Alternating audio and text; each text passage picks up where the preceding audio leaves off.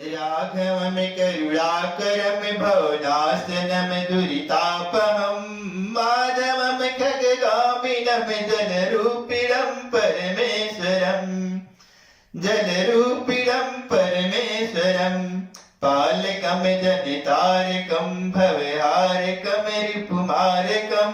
त्वां भजे जगदीश्वरं नररूपिणं रघुनन्दनम् भूधवं वनमालिनं घनरूपिणं धरणीधरं श्रीहरिं त्रिवात्मकं तुलसीधवं मधुरास्वरं श्रीकरं शरणप्रदं मधुमारकं ब्रजपालकं त्वां भजे जगदीश्वरं नररूपिणं रघुनन्दनम् विठ्ठलं मथुरास्थितं रजकान्तकं गजमारकं सुनन्तुं वकमारकं वृषघातकं तुर्गार्दनं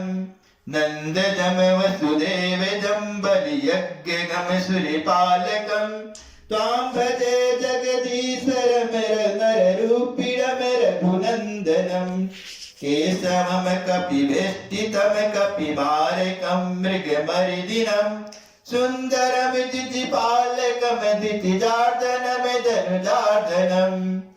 बालकं खरमर्दिनं ऋषपूजितं मुनिचिन्तनं त्वां भजे जगदीश्वरं नररूपिणं रघुनन्दनं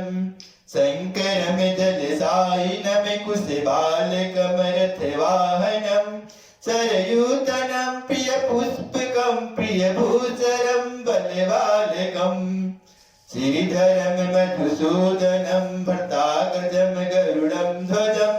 त्वां भजे जगदीश्वरं नररूपिणं रघुनन्दनं गोप्रियं गुरुपुत्रकं मोदताम्बरं गरुडानिधं भक्तपं जनतोषितं सुरपूजितं श्रुतिभिः स्तुतं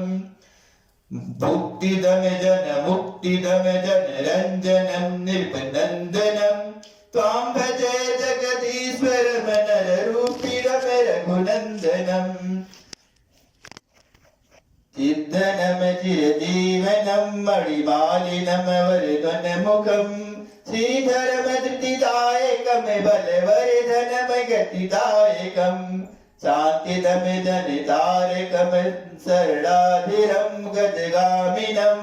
त्वां भजे जगदीश्वरं नररूपिणं रघुनन्दनं सारिङ्गिणं कमलाननं कमलादृशं पदपङ्कजं श्यामलं रविभासुरं शशिशोक्यदं करुणारुणं सतपितं नृपपालकं नृपवन्दितं नृपतिप्रियं त्वां भजे जगदीश्वरं नररूपिणं रघुनन्दनं निर्गुणं सगुणात्मकं नृपमण्डनं मतिवर्धनम् अच्युतं पुरुषोत्तमं परपेष्टिनं स्मितभाषिणम् ईश्वरं हनुमन्तुनं कमलाधिपं जनसाक्षिणं त्वां भजे जगदीश्वरं नररूपिणं